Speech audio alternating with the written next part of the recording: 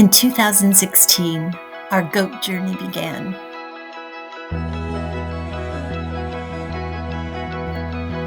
We got our first two baby goats, little Dorothy Quincy Hancock Sutton and Ella Fitzgerald. We call them Dorothy and Ella for short.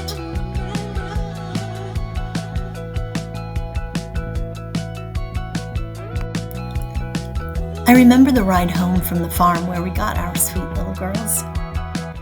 We'd brought a dog crate for the goats to ride in on the way back home.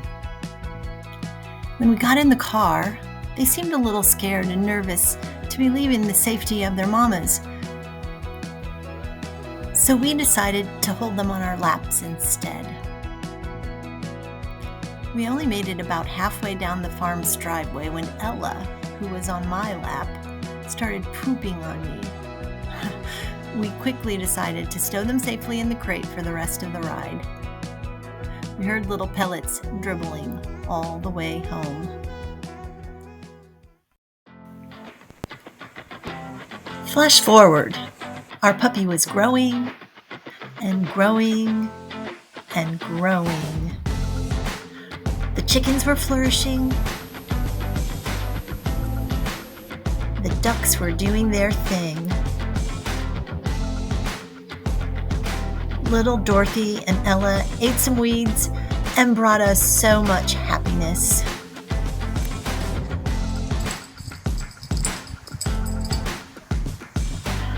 I had initiated my own Climb 365. I started doing more art shows and making more art. I was taking care of all the animals. I was gardening. I was volunteering in the community. This was the life I was searching for. This was the homestead I had dreamed of. But I didn't recognize it at the time.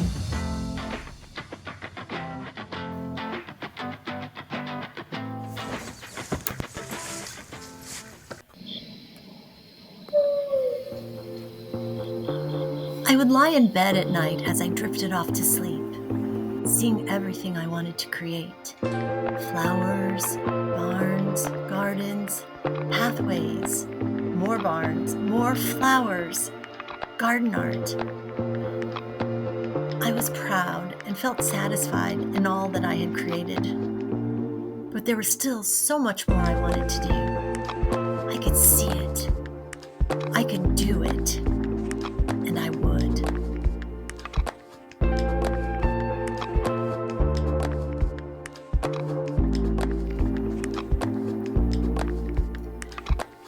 Enter stage 2 of my dream manifestation plan.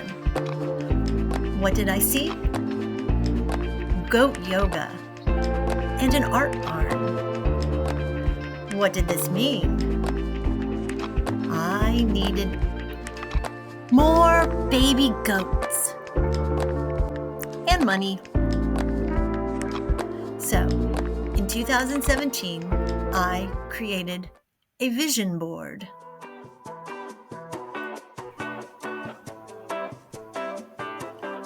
A vision board is a type of collage, a collection of images that represent our goals and dreams. It can include cutout pictures from magazines and can include words that help inspire you to manifest your goals and dreams.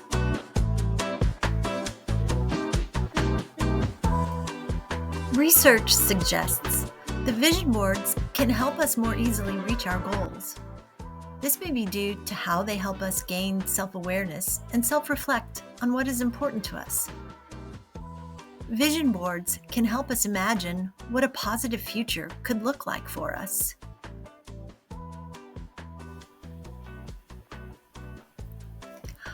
I wanted to be able to see where I was going and easily see where I wanted to go. I wanted to be able to glance at my vision board and remember what I was creating. I wanted to be able to immediately envision how my beautiful urban farmstead would look when it was complete.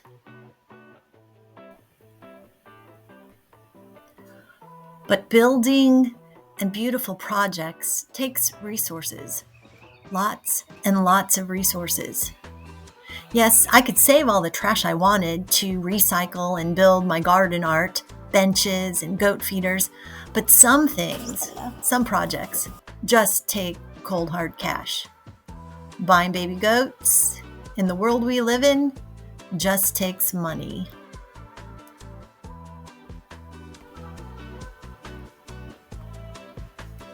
So I began the committed search to find ways to make money. I thought maybe I could monetize my hobbies in order to fund my larger dreams. I thought making money would help me prove my self-worth. As a stay-at-home wife and mom, I felt guilty using family resources to pay for my dream.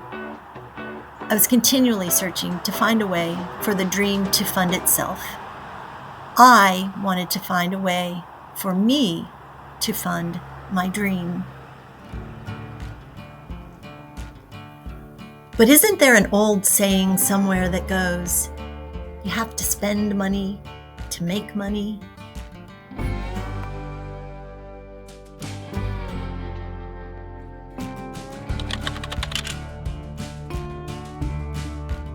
We kid you not. Pygmy goats like Peggy here are the hottest thing in yoga, as our Luke Burbank found out. I guess you could say I believe in the law of attraction. I believe in the art of manifesting. I believe in goal setting and affirmations and making your dreams a reality. I've believed in this for a long, long time. That's why I created my prayer book. That's why I made my vision board.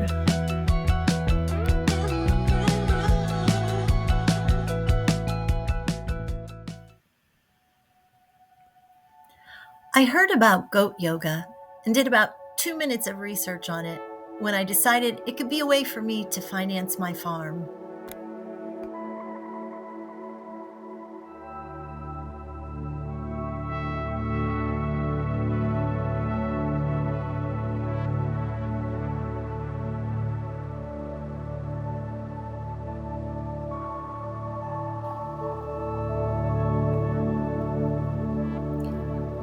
I was trained as a yoga instructor back in 2002, so I had the qualifications to teach. It was now 2017, and I had 2 sweet but adult-sized goats. I knew that for goat yoga to be really cute and fun, you needed some babies.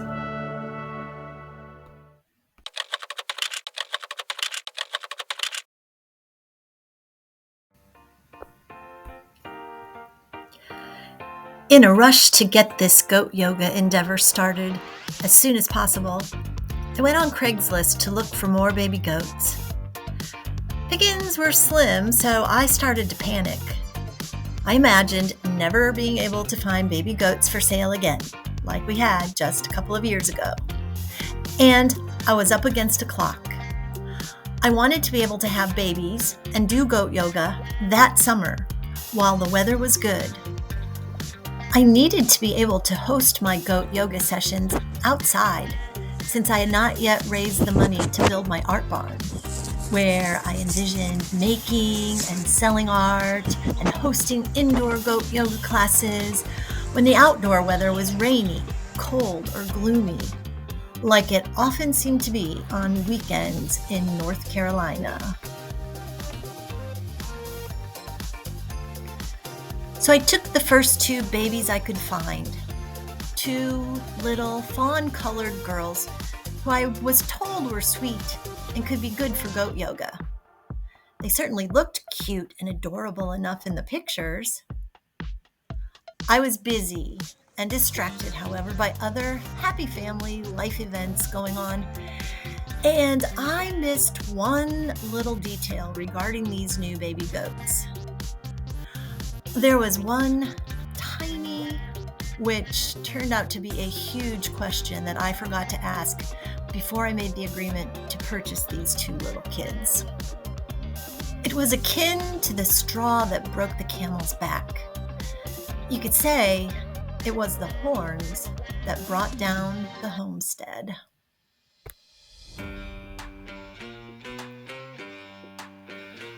When we arrived at the farm to pick up our new little goats, who had already named Toffee and Caramel, they were all ready for us and stowed in a dog crate awaiting our arrival. When I reached in to pick them up and meet them and transfer them to the dog crate in our car, we realized, number one, they weren't friendly. They were terrified and very skittish.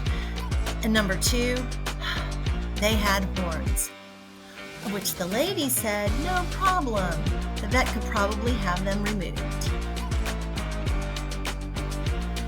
I now realize that in addition to naming the goats before I got them, I also made 3 other mistakes that day that cost me dearly. Number 1, I gave the lady the money for the goats before I saw the goats. Number 2, I didn't ask for the money back when I saw that the goats were skittish and had horns and were not what I expected or needed for goat yoga. I didn't know how to advocate for my greater good. And number 3, I believed the lady when she said the horns could be removed. The whole trajectory of my beautiful little urban homestead was forever changed that day. And I could feel it in the pit of my stomach as we loaded up the goats and drove away from her farm and headed back to our place that day.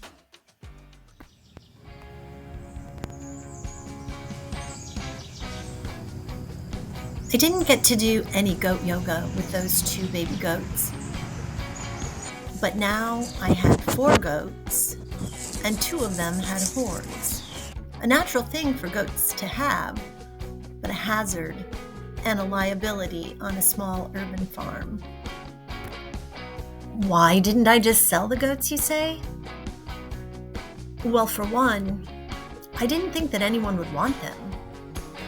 And secondly, I couldn't help feeling that there were greater life lessons to be learned here. The babies did eventually warm up to us and have turned out to be 2 of our most affectionate goats.